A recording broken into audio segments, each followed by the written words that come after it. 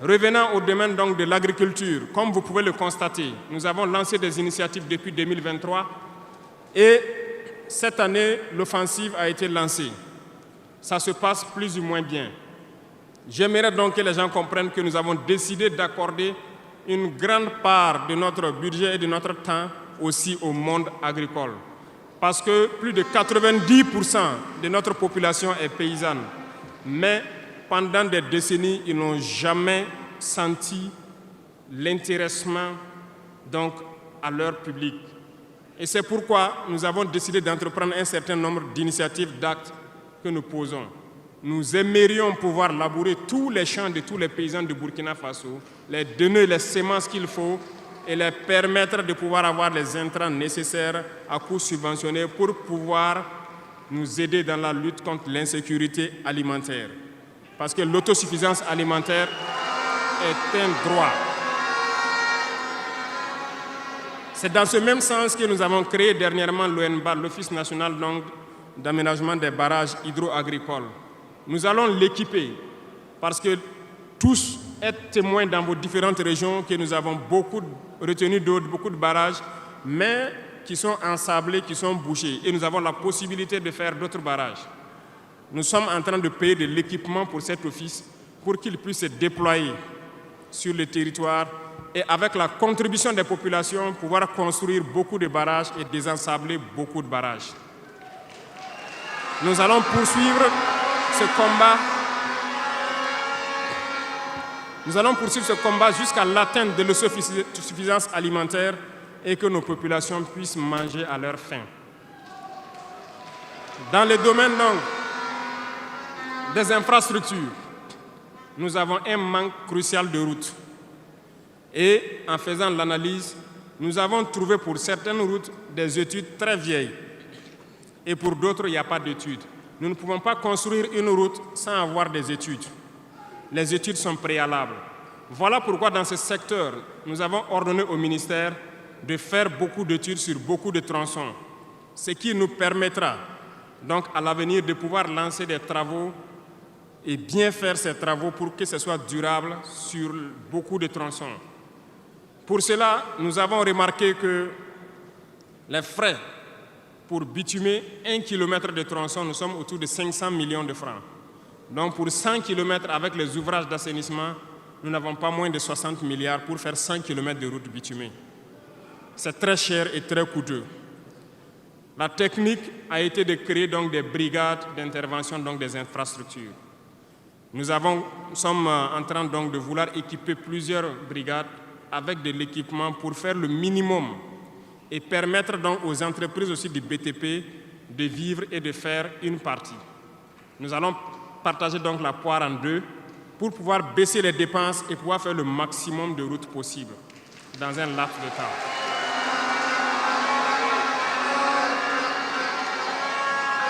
Cela donc a déjà commencé et nous allons poursuivre au cours donc de ces 5 années dans ce processus pour que dans toutes les régions, nous puissions quand même pouvoir rallier le maximum de chefs-lieux de province et que nous puissions faire écouler nos marchandises et que les personnes puissent se déplacer sereinement.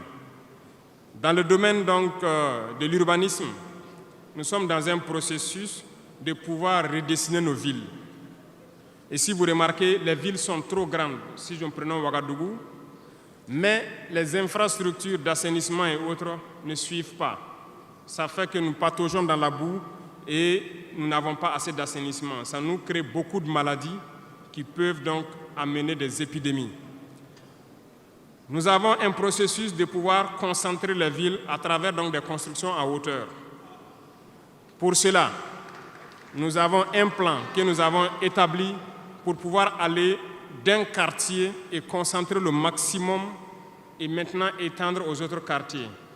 Certainement, si les gens sont déplacés dans ces quartiers, beaucoup de terres vont se libérer pour pouvoir maintenant dessiner de bons plans pour nos villes. Nous allons commencer par des villes, un certain nombre de villes d'abord, et pouvoir l'étendre à toutes les autres villes. L'urbanisme doit pouvoir donc nous amener à jouer sur le volet de la santé. Parce que si l'urbanisation est bien faite, il y a un bon nombre de maladies telles que la dengue, le choléra et certaines maladies liées aux eaux sales qui stagnent dans nos rues. Nous allons donc avoir un bon résultat dans le domaine sanitaire. Ce qui m'amène donc dans le volet de la santé. Nous avons décidé depuis un temps de rehausser le plateau technique d'un certain nombre de CHR, d'équiper certains centres donc de scanners et d'appareils qui puissent permettre aux citoyens d'avoir des examens adéquats et à moindre coût. Nous allons continuer dans ce processus. Voilà pourquoi nous avons lancé l'initiative présidentielle pour la santé au Conseil des ministres passé. Il s'agira de créer ce que nous avons appelé des centres de santé communaux.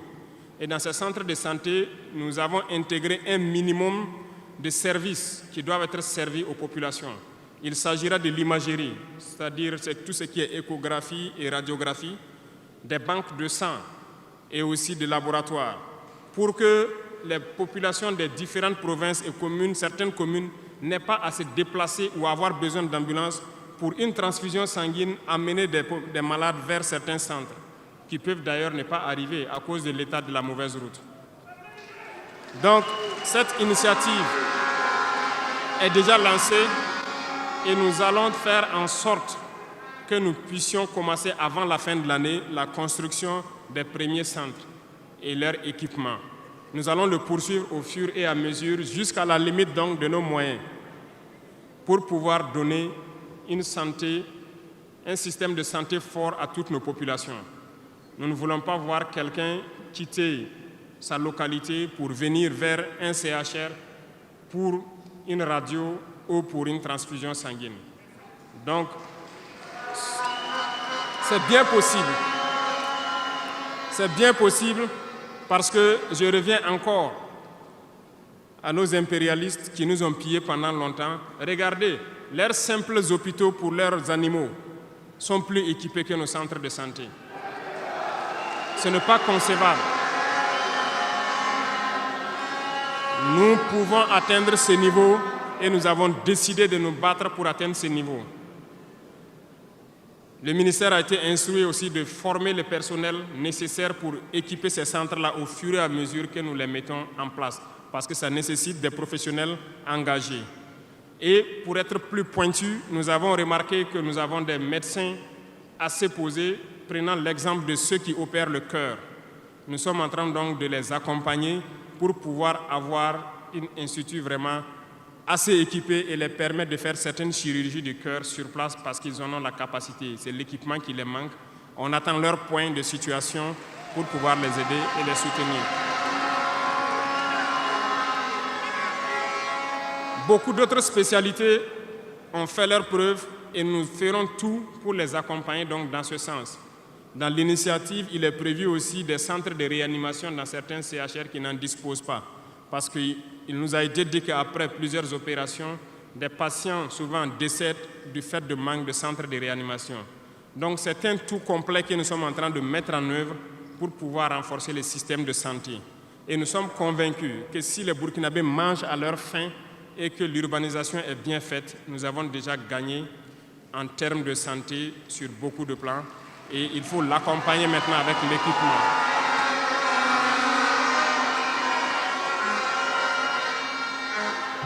Dans le domaine de l'éducation, nous avons fait le diagnostic et comme vous le savez, nos camarades étudiants sont là, ils ne diront pas le contraire. Comment quitter ces chevauchements d'années, comment refaire le système? Eh bien, nous avons abouti à une conclusion. Nous avons lancé l'initiative aussi pour l'éducation de qualité. Ça va intégrer tous les volets, de la maternelle jusqu'à l'université. Les premiers bâtiments devront donc pousser aussi avant la fin de l'année. Nous avons opté pour des constructions en hauteur, pour rassembler le maximum d'élèves sur des superficies données, pour permettre un contrôle approfondi et judicieux de l'enseignement, parce que l'enseignement, c'est aussi de l'éducation. Et au finish, nous devrons avoir des complexes dans la plupart de nos communes, qui vont de la maternelle jusqu'au secondaire, et les centres universitaires doivent voir leur capacité augmenter aussi. Quand nous prenons aujourd'hui nos salles de classe à 3 classes qui sont construites un peu partout, la saison des pluies a commencé, les intempéries encore sont venues nous montrer que ce n'est pas la bonne option. Voilà pourquoi nous ne voulons plus faire ces centres isolés avec des petites maisons de 3 salles et nous allons passer à des constructions à hauteur pour avoir le maximum d'élèves dans un espace donné et l'encadrement conséquent pour une éducation de qualité. Beaucoup d'autres choses seront initiées dès le primaire. Nous allons revenir à certains fondamentaux de discipline et d'instaurer donc un certain nombre de valeurs à inculquer aux plus jeunes depuis le primaire pour qu'ils soient de bons citoyens de demain.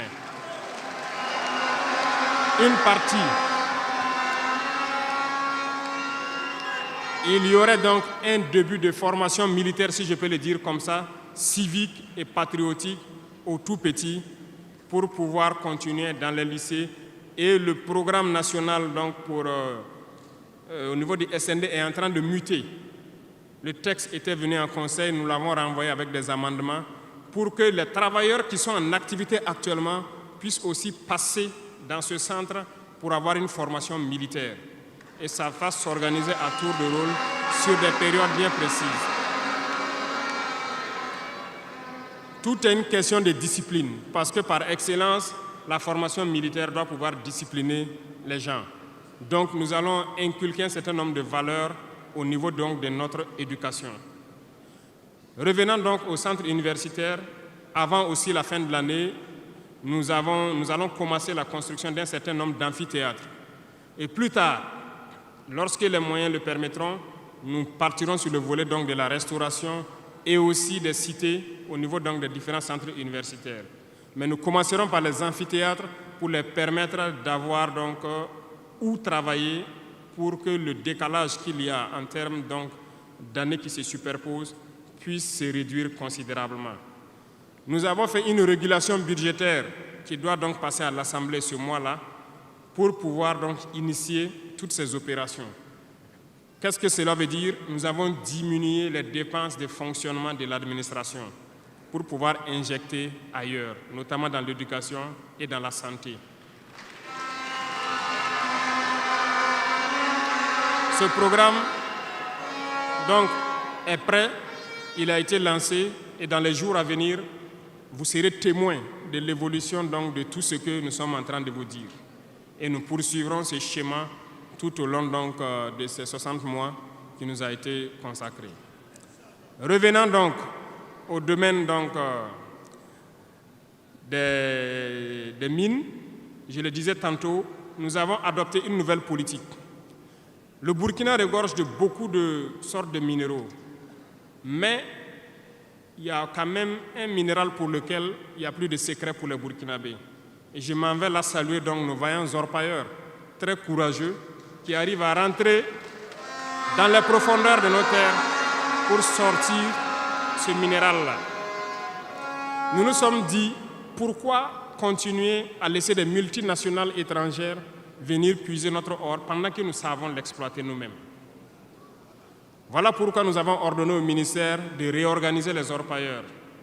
Et le gouvernement va prendre en compte l'exploitation de l'or. Plusieurs permis, comme je le disais, seront retirés de certaines personnes et nous allons l'exploiter nous-mêmes. Nous allons nous équiper.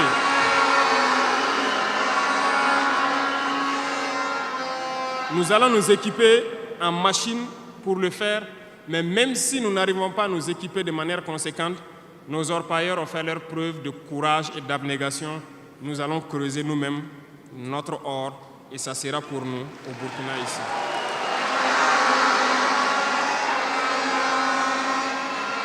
Pour les autres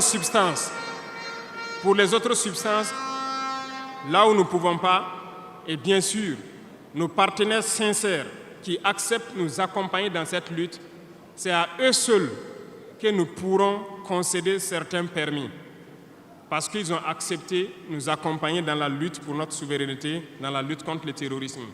Et nous avons édicté un nouveau code donc minier qui est actuellement à l'Assemblée et j'espère qu'il sera voté donc dans la semaine prochaine pour imposer un nouveau modèle aux différentes entreprises qui vont venir pour exploiter l'or ici, pour que le maximum de profit, soit pour l'État. Et dans le volet donc de l'énergie, comme vous l'avez constaté, nous avons de sérieux problèmes d'énergie. L'accroissement de la population n'a pas été suivi par une politique énergétique. Aujourd'hui, lorsque les pics de chaleur arrivent, il y a des délestages en permanence, beaucoup d'activités souffrent. Nous sommes en discussion avec des partenaires qui sont actuellement même au Burkina pour pouvoir construire dans l'urgence donc des centrales thermiques de très grande capacité. Et nous voulons donc voir avec eux comment on peut réduire les délais de construction. Les discussions portent actuellement sur la réduction des délais de construction et le modèle financier que nous allons mettre en place. Nous espérons aboutir à ça en attendant que notre processus, qui peut paraître long, des centrales nucléaires, puisse donc voir le jour. Sur ce volet aussi, ça se poursuit très bien. Sur ce volet, nous pouvons vous assurer que ça se poursuit très bien et nous sommes en train de vouloir mettre en place, sur place ici, une unité, si je peux dire, pour former des Burkinabés qui doivent prendre le relais, qui doivent suivre tout ce qui est processus de construction et prendre le relais, le transfert de compétences. Donc, ça va prendre vraiment un processus assez scientifique pour que nous puissions, à l'avenir, lorsque la centrale sera là, que dans un futur pas loin, ça soit la propriété exclusive des Burkinabés, que les ingénieurs burkinabés se l'approprient et pouvoir le mettre en œuvre, pouvoir l'entretenir.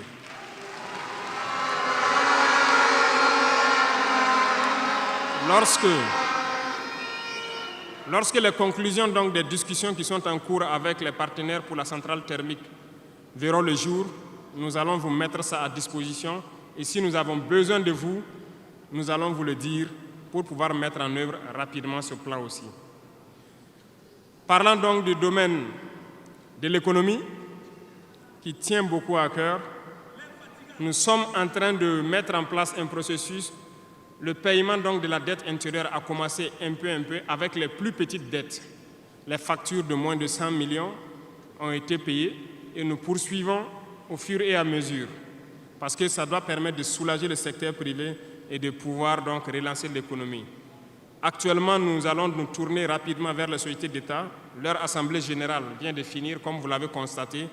Elles fonctionnent très bien et elles ont fait de très bons résultats. Nous allons partir donc des sociétés d'État, soustraire un peu sur leur DAT pour soulager l'économie et faire tourner, soulager la dette intérieure et faire tourner l'économie. Donc dans les jours à venir, s'il plaît à Dieu, beaucoup d'entrepreneurs doivent être soulagés après donc, la signature de conventions avec les sociétés d'État. Mais nous sommes en train, donc dans le secteur minier, comme je vous l'ai dit, de prendre une certaine indépendance. Ça doit nous permettre donc de pouvoir avoir un bon nombre de ressources en matière de finances, mais aussi et surtout le volet de l'industrialisation qui doit venir combler ce volet économie-là. Parce que nous dépensons beaucoup à l'extérieur, nous sommes en train de mettre en place tous les processus pour que nos devises ne sortent pas. En attendant, au niveau de l'AES, comme vous l'avez constaté, nous avons décidé de mettre en place une banque d'investissement et aussi un fonds souverain. Ce processus, donc, les techniciens sont là-dessus. La réflexion est en cours et nous espérons, dans un futur proche, qu'ils nous présenteront quelque chose de conséquent. L'autre volet stratégique que je ne vais pas parler et dont vous savez, nous avançons sereinement et au moment venu, ça va vous surprendre et rester à l'écoute. C'est tout ce que je peux dire.